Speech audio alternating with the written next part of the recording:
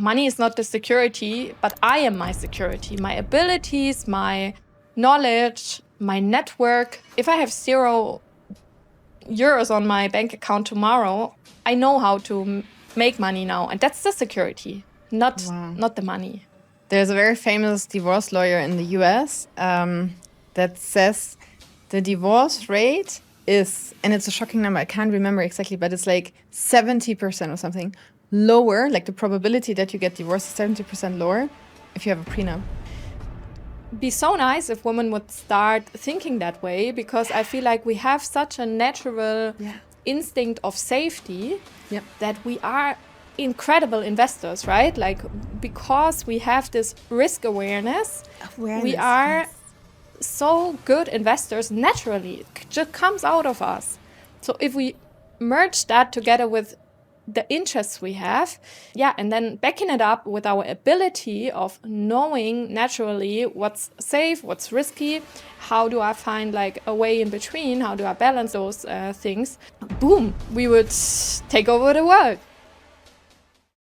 Laura, you grew up in a family-run business in a small town in Germany.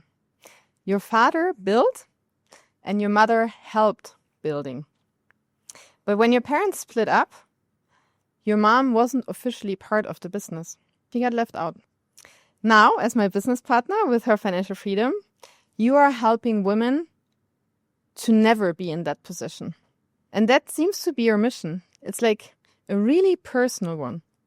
What did watching your mom's situation teach you about why women really need to be in control of their finances?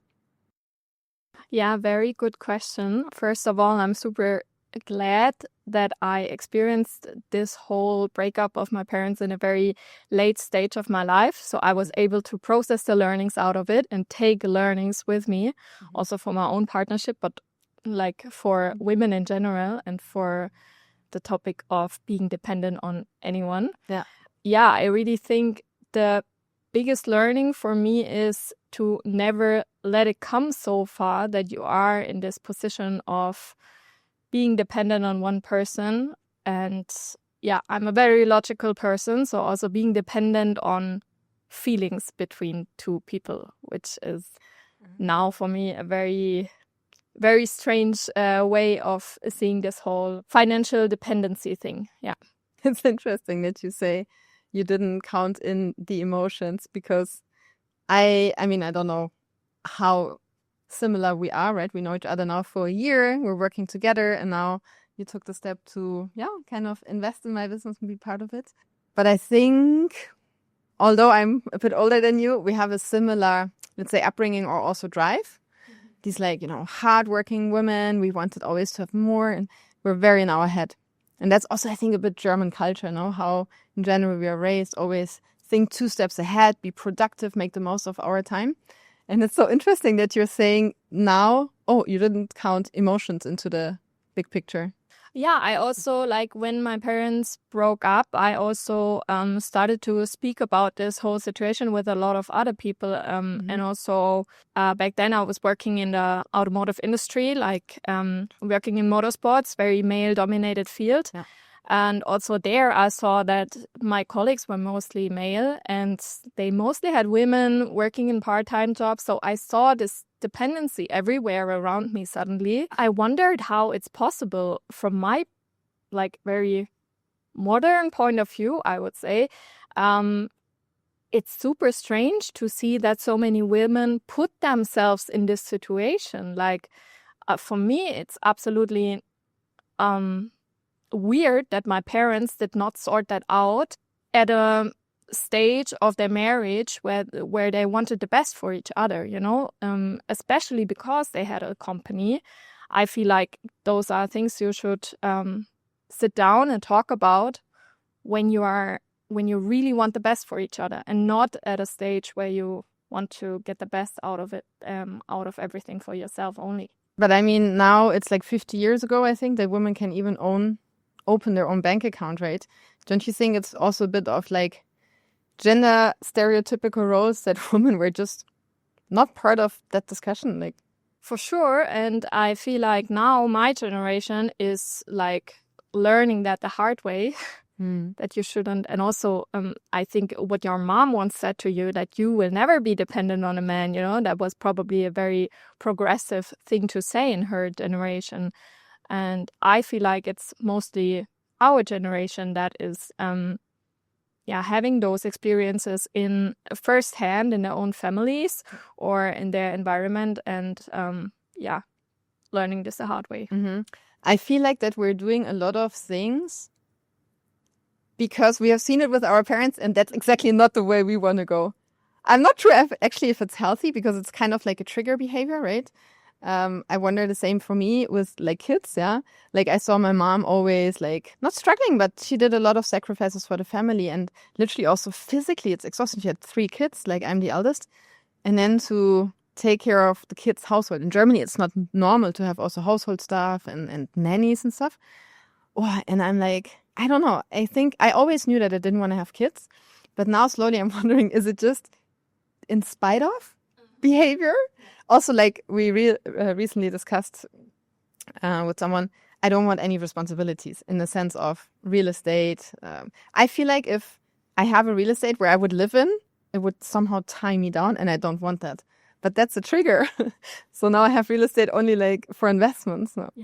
Yeah, I also agree that I think we are seeing a lot of mistakes our parents made, and we want the opposite. But I also agree that I don't think it's all only healthy. When it comes to the real estate, I mean, my parents or my dad, he's owning 2 houses now, the one he lives in, which is our family home, and the one of his parents.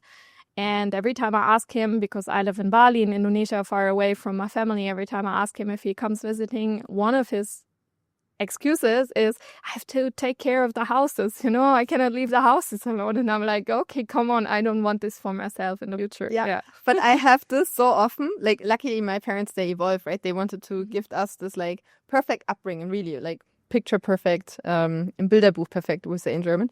It's like big house, garden on the countryside. And now I'm thinking maybe they also didn't want that life, but they thought it's the best for the kids. So they put us there so we could like roam around, run around without danger.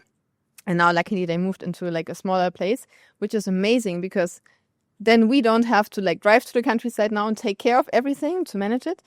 But I saw a reel also, because now we're sitting here in Bali and you live here since 2 years. I'm here for a few months now. And it's like, are we running away from everything? I saw a reel recently that said, we want freedom. But maybe that also means like running away from any responsibility. Like, I don't know. Right? Probably. Probably. I mean, in some ways, it's probably nice that we are learning from our parents. But the circumstances we grew up with were probably so nice so we were so pampered. Like you cannot compare it to the generations before us, right? Like, for example, my partner is recently reading a book about the First World War, and he tells me a lot about the situations in there and how everyday life looked like we cannot imagine. Like, I'm complaining about so privileged things in my everyday life, like my elbow hurts after I play padel, how privileged we are that we can worry about things like this. And that's why I definitely think that maybe we're just not used to being responsible for the big things, I actually that wasn't at all what I wanted to discuss, but I feel like, it triggers me so much. This like, I recorded a podcast episode with my dad and my mom. And I realized only then, having really 2.5 hour preparation discussions with them after I prepared for hours for this discussion, we went really deep. And I realized both actually did sacrifice for the family. So they had this bigger goal, family. And they both did so many sacrifices. My mom, herself, her health, her career. And my dad also, like he always said, look, I could have taken the next career step, but that would mean no dinners with the family. And that was a priority for him. Or moving abroad. He had chances to do that, but he said no. Or having the financial responsibility for 5 people. And we had an amazing life. I keep now seeing a bit both sides. And then, sacrifice. And I'm now into like longevity and obviously always improving. But like everything that you want to achieve that is worth achieving, worth building, takes sacrifices. And I keep on seeing this like content of choose your heart. either you have now quick fixes and quick dopamine and you eat unhealthy and then your heart is being sick later on, right? Or you choose your heart of taking care of everything now and then maybe you can live longer years in health. Coming back to your family, what financial discussions did the whole like split of your parents trigger in the family? Yeah. And maybe you can also share how the situation was before and how it's now. Yeah, I think in this manner, the divorce of my parents were obviously not the nicest thing that ever happened to our family, but it helped sparking these discussions about money, because before that, even though I was always a very interested person when it comes to business, career, and my dad had built up a business on his own, but we never really had a conversation about it. Like, that's so interesting. I was wondering, why did you not take over that business, for example? Well, that was a discussion, but it was like 4 years. My dad tried to find something who could lead that company in the way he wanted it to run. Yeah.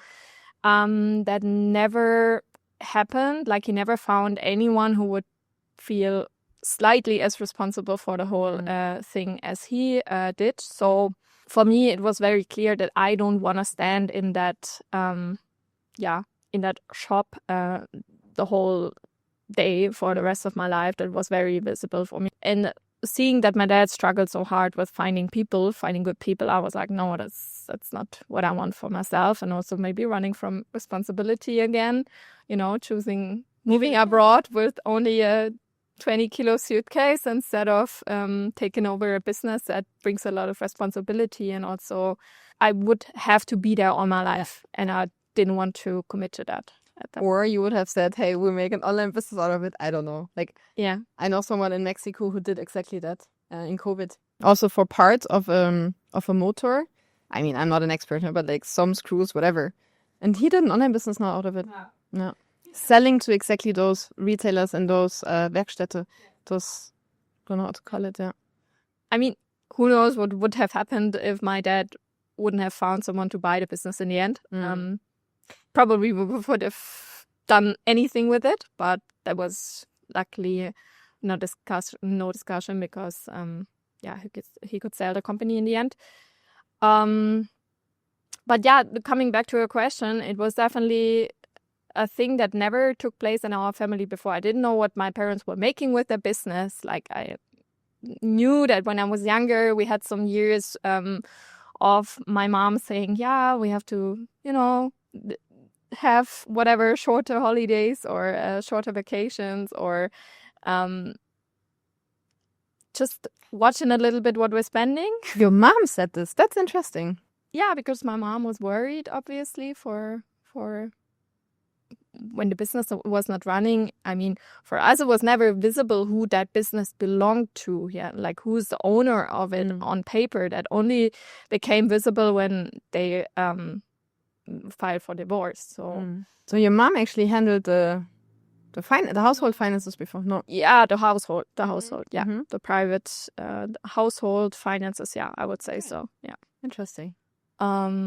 And also my parents were running that business together, so it was like very visible for my mom also when we struggled, and also for the whole family, it was really, we felt that my dad was like working late hours. My dad was always working really, really late hours. And so also in my family, a lot of sacrifices from both sides, I would say. It was not that my mom is like the loser of the whole situation when my dad was flourishing all his life. That was definitely not the case. My dad definitely sacrificed a lot. But yeah, financial discussions started during the divorce, actually. So I was studying during that time, and I was coming home from a semester abroad in Indonesia when my parents told me that they're definitely gonna separate. And then probably 2 or 3 years of discussions started around financial things, about real estate, about any belongings that were there in our families, and that was also when me and my sister started to understand what is our family wealth that we were never like aware of was there. Yeah. It's interesting that so actually we're in the same business and you speak to the women as well. And I feel like there has to, usually, and that's exactly what we want to change. Something has to happen in many women's lives until they realize, oh my God, this topic is urgent and I need to prioritize it. Yeah. Why are women not taking this as a urgency and a sense of priority when everything is great? They have an amazing career, they earn well, they are successful women. Yeah, I feel like we just don't understand the importance of the topic, maybe. I think also for the generation of my parents, everyone thought like they are safe when it comes to their pension, like the government is taking care. I think especially women in the generation of my mom, they trusted a lot in the government taking care of things. Divorce is something that is regulated, highly regulated. How do things get divided between the two people? So I feel like also a lot of people never look into how is it actually going to be divided in the end before it happens, right? You just assume that it's going to be fair, that it's going to be okay because it's regulated by law, by the government, so it must be fair. I think you don't see the risks of it before you're not in a situation. That's interesting. Either it's like women that approach their 50s or mid-50s, right? And then they say, oh my God, now is it too late? Like I had a discussion like this again this week. Although it's obviously never too late. But I also was very naive. I also only started to invest when something happened in my life. Luckily, it was something not negative. When I took out the pension of Switzerland when I moved to Hong Kong. And that was my aha moment. And luckily it was with 30. And now it's amazing how you can build a 6-7 figure portfolio in like only a few years. But obviously I have the access to, knowing which questions to ask, how to structure it. And yeah, now it's about getting other women into the same, let's say, know-how or confidence. Yeah. When did it start for you that you said, oh my God, this topic is actually relevant for you? Like you said, you moved already abroad once in your studies, you started working in corporate. Maybe you can guide us a bit through how you then ended up in Bali, self-employed, business partner of a startup. Guide us through when it was the aha moment for you that finances are important. I think luckily I had a very natural interest in the topic because it seemed to be analytical to me. And I loved spreadsheets. From the first time I saw an Excel sheet, I loved it. So I had a natural interest in this topic of, stocks increasing in value and stuff like this. It just naturally interested me. So I feel like when I really started budgeting and also starting to really save money was when I decided to get self-employed. Like I was working in a corporate job and I was not sure if I want to stay in this country for back then I worked in Austria. I was not sure if I want to stay in Austria or in Germany for the rest of my life.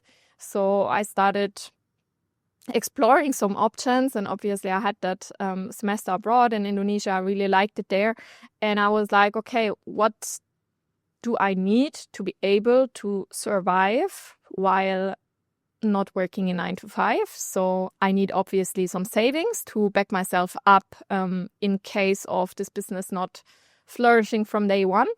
So that was when I started exploring like the budgeting thing a little bit, because I really wanted to start saving like a security bucket.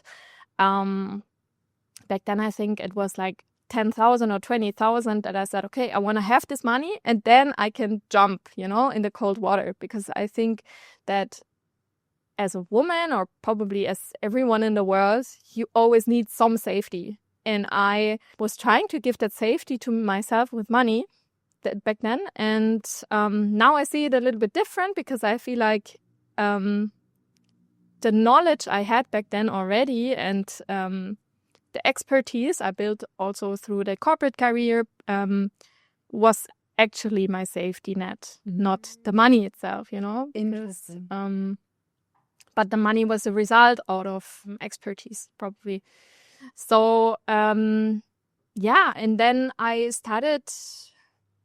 Actually, it was my dad gifting me my first Amazon stock. Ah, cool. It was very nice when we bought new shoes for skiing, and I bought them myself, and he was like, no, I pay for that.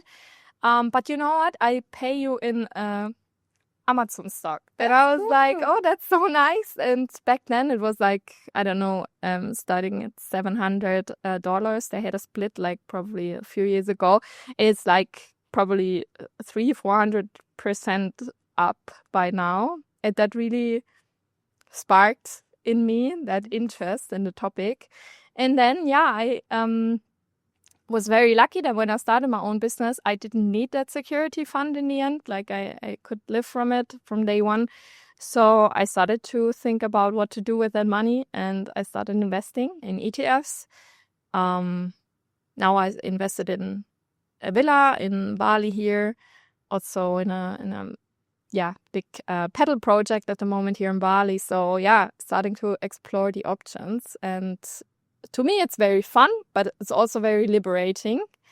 And I just hope that every woman out there experiences this feeling of trusting in yourself enough that you feel able to provide for yourself and to build wealth for yourself. And also, I mean, you're just now 30. Like all this development has probably happened in like not even 10 years. Yeah. That's crazy, yeah. And I want to definitely discuss with you about the angel investments as well. And because you're living a bold life. I mean, it's really fitting the theme of the podcast. And now doing these angel investments, like which are really risky, but I think you have a good way to measure the risk. And I really admire how you developed. Like, I don't know you for that long, but now you're taking it fully into your hands and even in like getting your family members in to invest with you. When it comes to, I mean, you grew up in the same household as your sister. And by the way, one comment also, that your father talks with you about that and got you into it is so cool.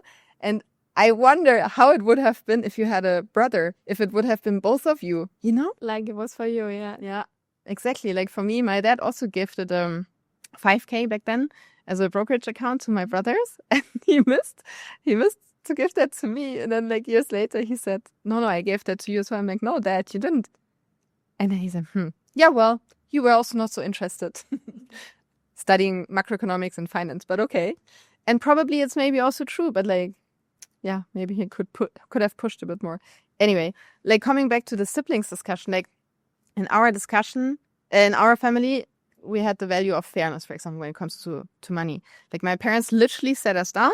They did a calculation. Okay, this is what Christina got. I'm the eldest, right? So this is what the brothers get at which age. Okay, she had a horse, meaning this and this cost per month. So you can take private tennis lessons, whatever. Like they were very transparent and fair, which is great because now we're having very transparent discussions about inheritances, pre-inheritances. How do we split it? What do we do with that money, etc., which is good to be prepared. But when you look at your sister, I mean, you also grew up in the same household. What's the difference in handling money and wealth and long-term wealth? Also, in my family, it was the same. Like, we were always treated very fairly when it comes to distribution of anything. Like, for example, my sister was doing some household things to earn for her. I think it was something with dance workshops or something like this. And for me, it was the same. Every time I wanted to go to tennis camp once per year as a child, I had my mom cooking for like in the summer break of school to like earn for that, which was nice. And I really, really liked this idea of showing your children that money has to be earned in some way. So I think we got like the same values imprinted. But we are completely different personalities. Like she is a very creative person, very, very empathic, and I'm more like the logical person. So I feel like I had a more interest in the topic of finances, numbers. Looking into the options of investing was more a thing that I was interested in. And I also had a natural interest in high earning jobs. And she more had a natural interest in like, she's a graphic designer, you know, not the kind of job where you can earn a fortune. So I feel like the way we treat or we handle money now is she's very mindful when it comes to big spendings, because she doesn't have that much savings on the side. But she likes the small things like decorations. She's buying a lot of decoration or all that creative stuff that I would be like, why would I spend money on that? Whereas I'm more why would I spend money on a small thing now if I can put it to work for me and invest it, and then be able to afford something like a big dream of myself in the future. My sister enjoys life, and that's great. That's amazing. I'm so happy for her that she does that. But I'm more like looking into the future and feeling a lot of, probably also responsibility to look into the future. But responsibility for you, or for maybe also your sister and your mom? Because you told me that your role changed a bit since the split. And before, maybe you wouldn't have felt responsible for them, or like this bond between your family, but now you are kind of taking on that role. That's true. Like, every time I call my parents, the discussion is about money at some point. Like yesterday, my dad texted me like, the Bitcoin dropped, should I invest more? And I was like, okay, let's wait another week. But yeah, I definitely feel like, you know, 2 years ago, my dad gifted us money for Christmas. And my immediate thought was like, should I give the money he gave to me to my sister? Because I thought she might need it more than I do. Wow.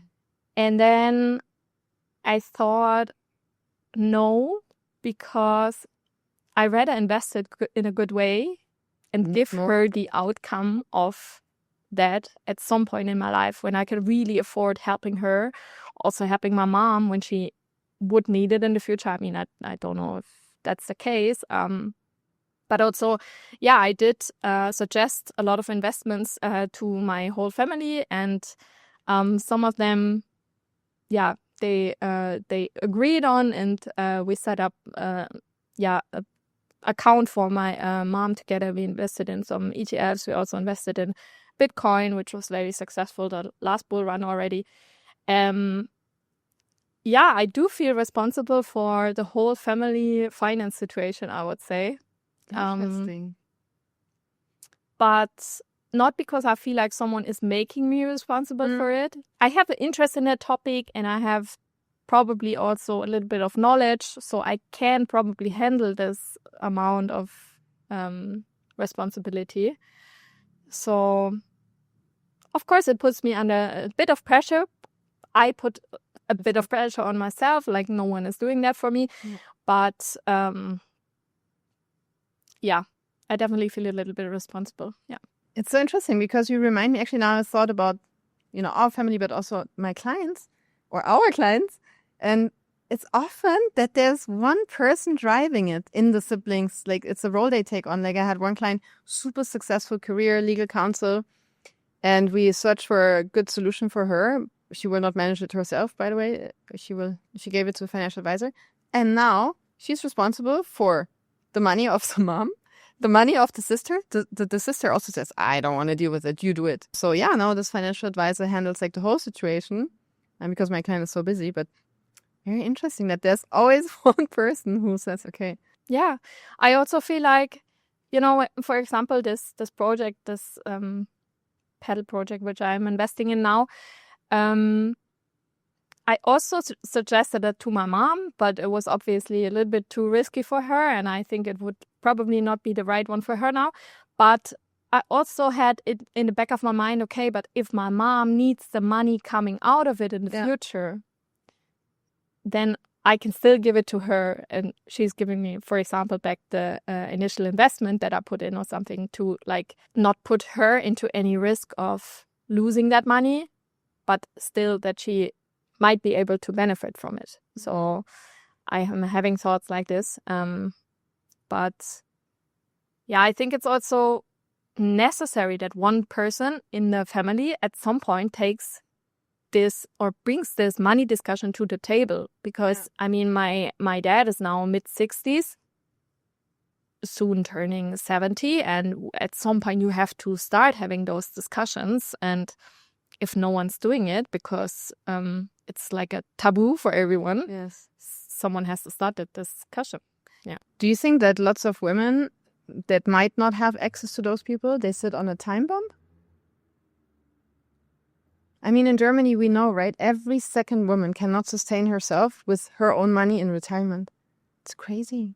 For sure. Like, that's why, even though it's uncomfortable to talk about these topics sometimes, I feel like it has to be talked about. Like, we have to start this discussion. Like, I also try to talk with my girlfriends about it. Yay. But they don't feel the need, you know? But like, it's so frustrating. How can we get them involved? Maybe we need to think about more fun topics, right? Like, I don't know. It's very frustrating. I really don't know why we need a very bad thing to happen in our lives to be able to finally see the urgency of that topic. When it's often too late also, right? Remember that story? I mean, I think you've heard it, but like when I was a client advisor and I called, I was working for millionaires in Europe, and I called the households, and then I am Sieger from UBS. I was with UBS back then. I hand over the phone to my husband. And I'm like, it's no problem, Miss blah, blah, blah. We can also talk about it. It's your money as well, your wealth. And then she's like, no, I don't understand anything about that. I'm like, that's no problem, because I can explain it in a way that you will definitely understand.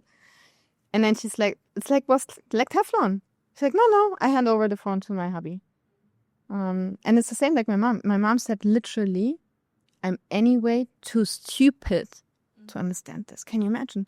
I'm like, no one is too stupid, and especially also not you.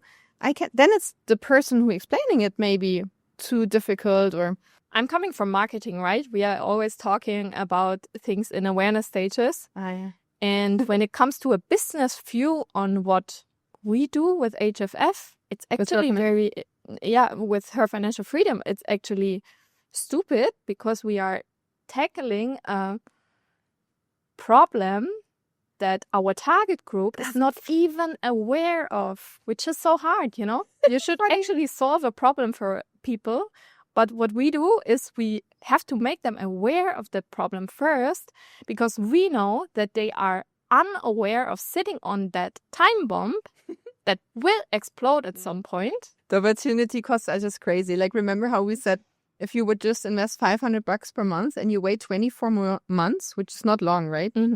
And it costs you already in the next 25 years, 45K. If a heck, the opportunity costs are massive. Yeah. I want to speak a bit about you in Bali. I remember some discussions where you told me, Christina, I don't have a good day. And I'm like, why don't you have a good day? Yeah, because I have to work. And I'm 30. And you live here and you see like entrepreneurs and self-employed people, and they retire in their 30s or even younger. What has changed? How you saw money, how you see money now, freedom, like what has changed for you? Back in Germany, I just saw people in my environment that spend 90 to 100%, some even more, of their money each month. Mm-hmm. They just need that money to survive. So they will always be dependent on working like for their whole life. This was like normal for me completely. I never like saw any different perspective on that. Wow. And I feel like in Germany or in my environment, saving and especially investing to be able to at some point create a life with more freedom for yourself was not a thing. Like, it's just not a thing. Mm-mm. You retire when the government tells you, okay, now you get a pension. That's it, Yeah. you know? And if you save for your next vacation, or you save for buying a car. But you're definitely not saving for being able to retire earlier. That was nothing that happened in my... Also, it wouldn't come from saving. But Yeah. but it would start with the awareness of money as an enabler for freedom, you know? That was just not a discussion that I had with people. Like, we never talked about this. And now I recently started playing lots of padel here in Bali. And every time I go to the court is full. No matter when you go there. I played tennis back then in Germany. And there was always the same. At 7 a.m., courts were booked. At 6 p.m. courts were booked, but in between, people had to work. And here in Bali, you don't get a court at any time of the day. Not at all. People are just prioritizing life and seeing working as an enabler to live the life they want. And I think that's very eye-opening for me. And I also... in Germany, when I ask people, like, who are you? What do you do? The first thing they tell you is what they work for a job. Like, it's like their identity. And I mean, I somehow get it because I also have a very strong mission when it comes to my career and also when it comes to herFinancialFreedom now, because I really see the benefit for women out there that we are giving. So I don't think that this is completely shit to define yourself about what you're doing in your job. But here I see a lot of people, like, I know people here for months and I don't know what they do for a living, probably because they're not doing anything, but also because they're not defining themselves about it. And I discovered, like, after some months that my friends are like big company owners or like entrepreneurs, and I didn't know about it because for them it's just an enabler for living their life. Yeah, it's very interesting. I realize now, being here for a few weeks, I will stay a bit longer, and I have the same impression. For example, Mexico City, obviously I'm there surrounded more by either the very wealthy children that have studied or lived abroad and just come back, or expats or international entrepreneurs, digital nomads. And it's the same. You don't just have this routine. And then when I think of Zurich, like most of my time I spend in Zurich in Switzerland or in Hong Kong, like life is very, I want to say, robotic. That's also what I know. That's also how I feel productive and part of an economy somehow. And I actually really struggle with not working all the time. Yeah. Because I feel like nichtsnutzig. How do you say this in English? Like not contributing something. Who am I?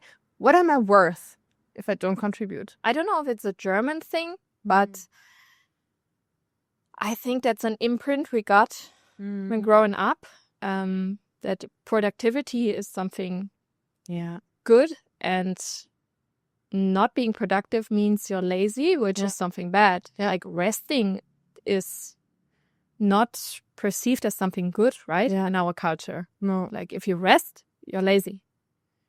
You're not productive. I actually feel literally triggered also by people who enjoy not doing anything. I feel triggered. I'm like, no, I want to be surrounded by go-getters, and that, you know, like all these big names like Alex Hormozzi, Stephen Bartlett, and they fly. They don't rest, like never. It feels like they're flying from one event to the other, building big careers. And they say, don't take advice from someone who is not where you want to be, right?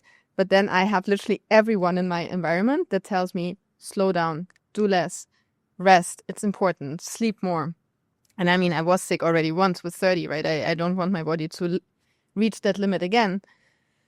But then on the other hand, I want to build stuff, and there's so many amazing opportunities. And how do you feel when you meet these people and they have impressive companies? And then I always feel like, this could also be a good investment, or you could help them, or like.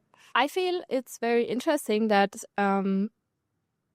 most of the people I know here, they had a very successful career, sold their company, for example, and came to Bali. And now here they're raising their children full-time, some of them, or just living life. So I'm like, okay, if they had their career, they had everything that I thought or maybe still want, I don't know. But now they discovered that this life where you're enjoying yourself and building a family and meeting your friends every day, that they prefer this, then maybe there's something to this big career that I don't understand yet. If it's running from something, maybe if we want to hustle all day long, 24/7, are we running from something here again? I don't know. Again, like you said, right? Yeah. What came before when we spoke to me is like, maybe we're egoistic. I mean, responsibility is also like watering something that you might not want to water all the time, right? Yeah. So again, now we're like, I don't have the answer. But this running topic is really something I'm also, yeah.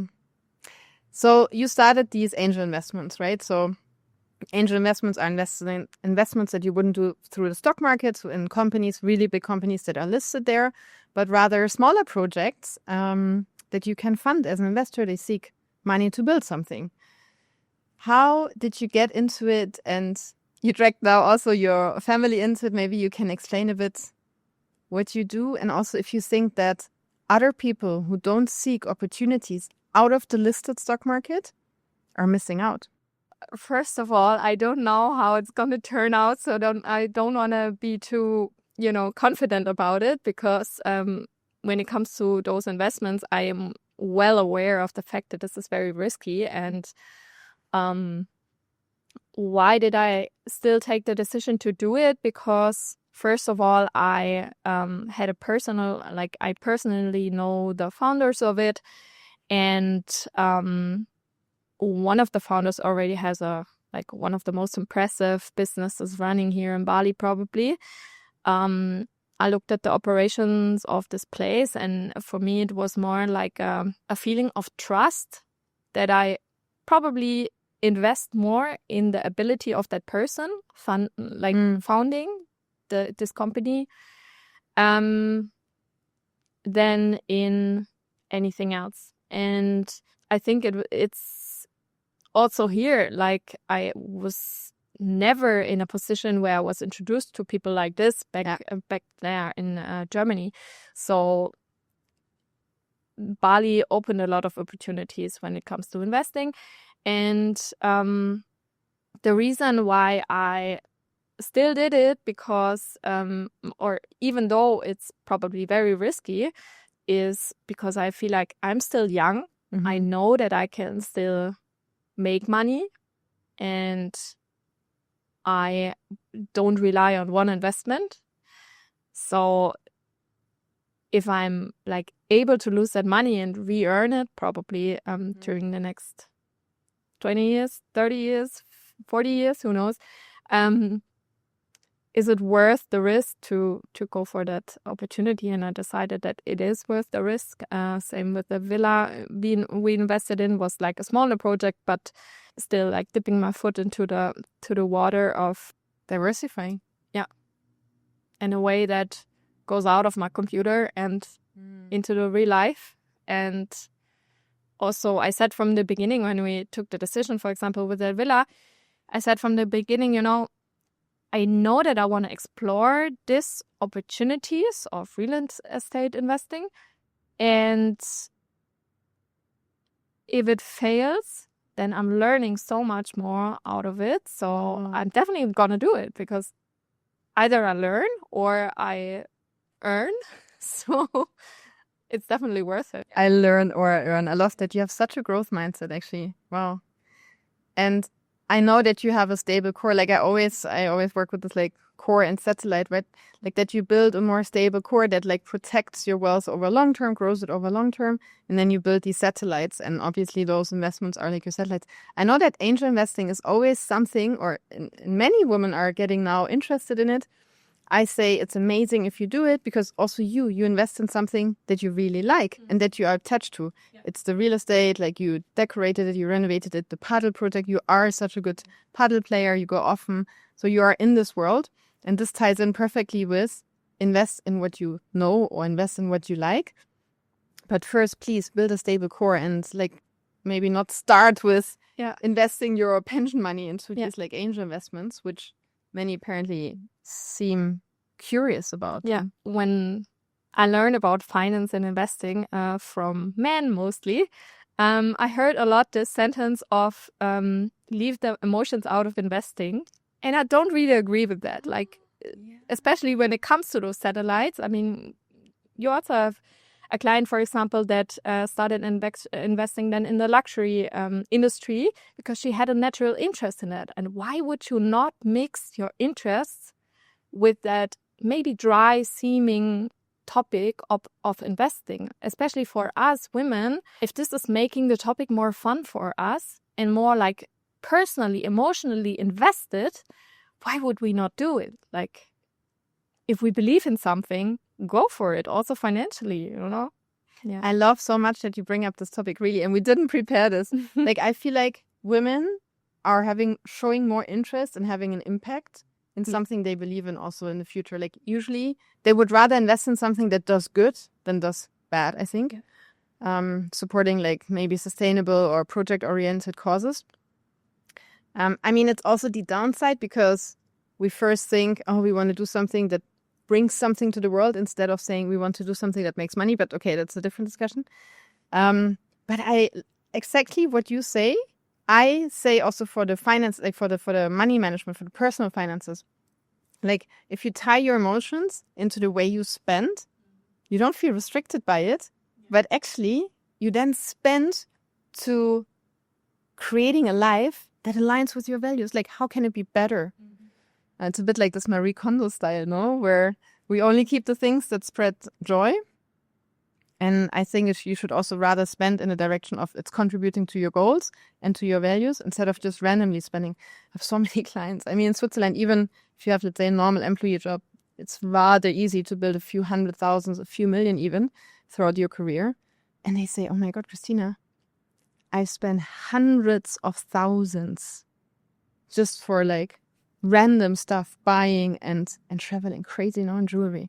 Yeah, and that's so sad because we are spending so much money on things that we are interested in, but we are never thinking about investing that money in things that we are interested in. Like, that would be so nice if women would start thinking that way, because I feel like we have such a natural instinct of safety that we are incredible investors, right? Like, because we have this risk awareness, we are so good investors naturally. It just comes out of us. So if we merge that together with the interests we have and and then backing it up with our ability of knowing naturally what's safe, what's risky, how do I find like a way in between, how do I balance those things, boom, we would take over the world, but we limit ourselves too much. I love so much how you express that. Like, we have to put this also in reels. What do you want to build with herFinancialFreedom? I definitely want to make it possible that women don't have to experience something bad in their lives to be able to understand the urgency of the topic. And I want women to feel liberated by money, to feel free, and to never feel dependent on anyone when it comes to their safety in a financial way, but also in general. That they just feel, like they can take care of themselves. It's also a thing I think is highly attached to self-worth. And if you can trust yourself enough that you can take care of yourself and no one else has to do it, that's so liberating. Mm-hmm. And I feel like a lot of women already have the confidence because they build a career, they raise children, they already have the confidence in most of the topics in their lives, but not when it comes to finances. Here they mostly feel dependent on other people. I had a talk with a woman yesterday and she shared that, she always has some money to invest at the end of the year, and she's going down to her bank advisor asking what to do with their money, and he recommends something and she's doing it, but she's not feeling that this is the right thing, but she doesn't see the alternatives because she doesn't know anyone who could help her out with that question. So she goes to her bank advisor, he recommends something, she doesn't understand it maybe, but she just puts her money there because she wants to feel that safety of it being taken care of in some way. And I think if we can just, for some women in this world, change that situation, that would be already mind-blowing for me, like really, really nice. Mm-hmm. Yeah, I feel like that's in most of the people that come to us, probably because they are so aware about the topic already. They have financial advisors, they have bankers. Often they took on the financial advisor also of the parents, or they know they will inherit something from the parents. But they don't know what fee structures they pay, how it's invested. They don't have a good feeling about it. Mm. That's so sad, because maybe the investment you would do in the end would not even change. Maybe you would invest in exactly the same thing. Might be, yeah. I doubt it, because I think It could be, yeah.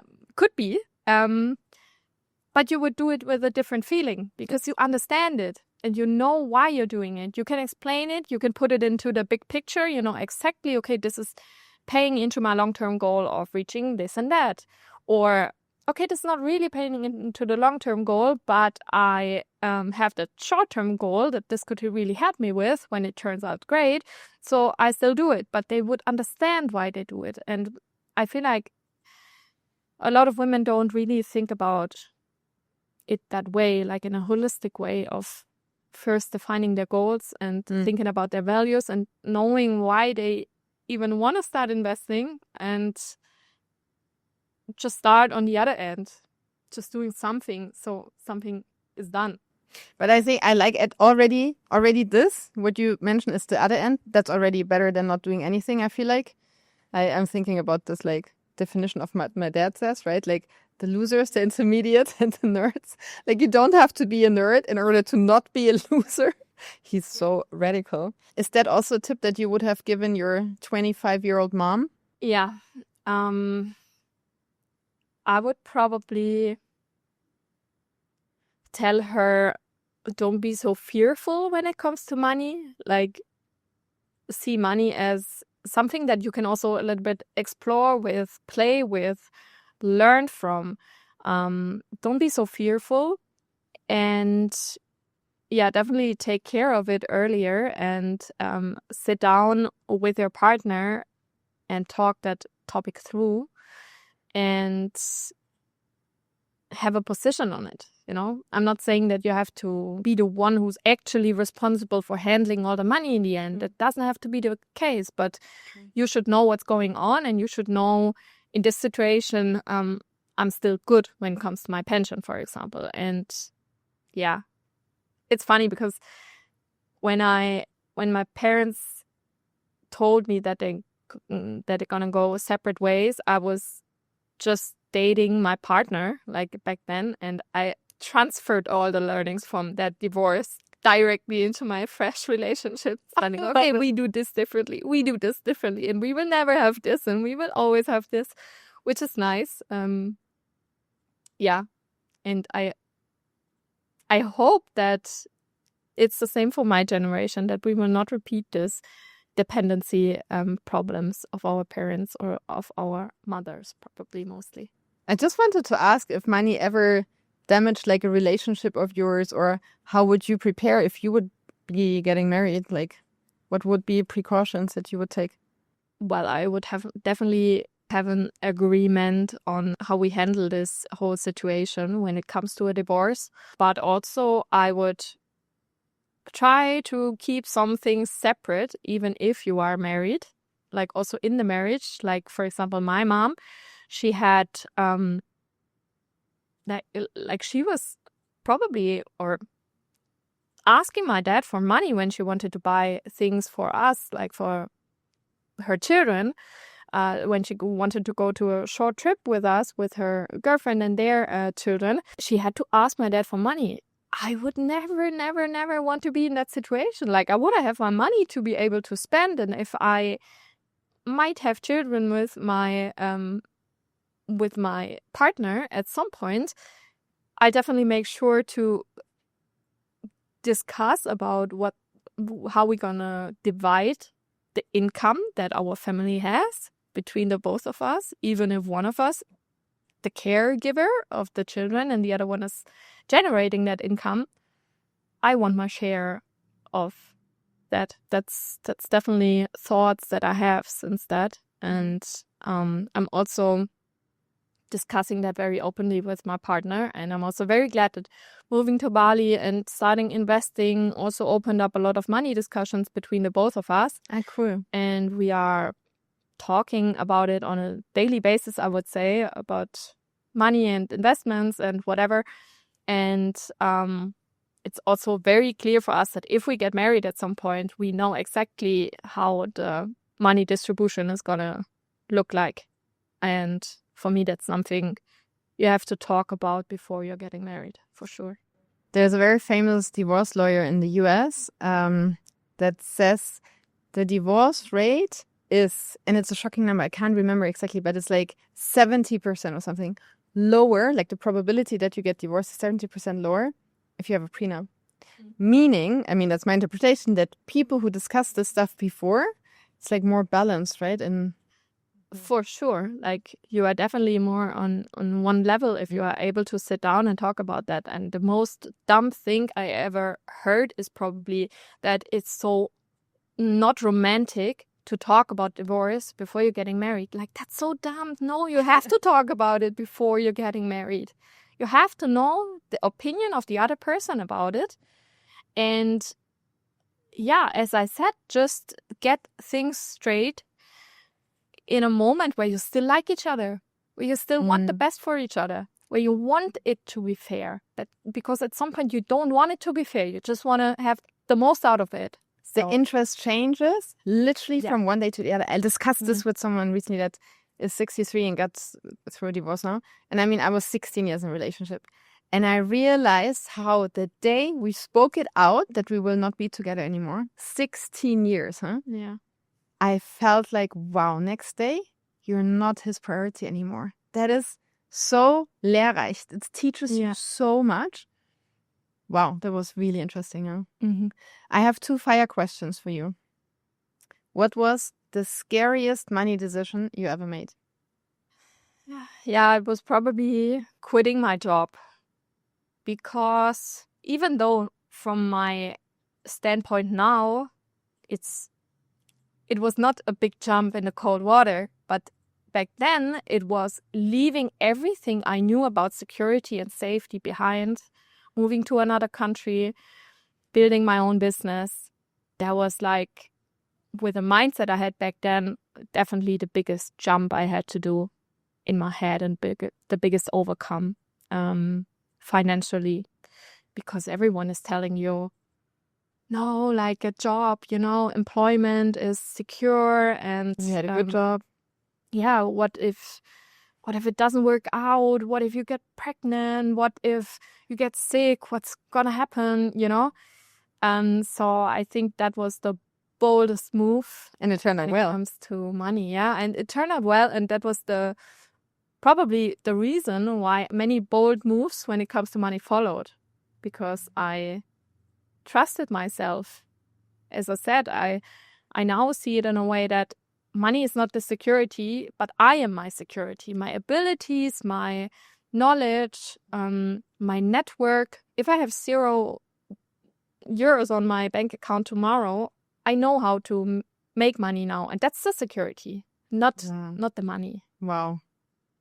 I really can honestly say, hopefully one day I see it like you, because we know that women and girls are raised to see also money as a safety versus boys more as an opportunity. And you have a lot of, like, I'm not sure how to call it, wisdom or growth. And you're only 30, right? I meet also so many people that are super young and they are so experienced and very nice. I feel like Bali is doing a lot when it comes to that, yeah. Yeah, Bali, Dubai, like I have an entrepreneur in the co-living now, he's 29, built a multi-million profit company. Mm-hmm. Our mentor is 26, like it's crazy. No. Yeah. Is there anything that you would have done differently in your life? No. Like, I think that path that I chose, I also studied law for some semesters. I stopped that after 1.5 years, probably. Yeah. I felt very bad about that decision for a long time because I was like, okay, I failed. But now looking back, those was so good learnings, and also working in corporate and having like a dream job with traveling a lot, where I finally realized that it was never about that nice job that I want, but I want a nice life, and I want a job to support me having that nice life. So that was all learnings that build up to this moment now, where we both are sitting here and creating together such a great mission with herFinancialFreedom. And I think if it was just for that, then it was already more than worth it. Wow.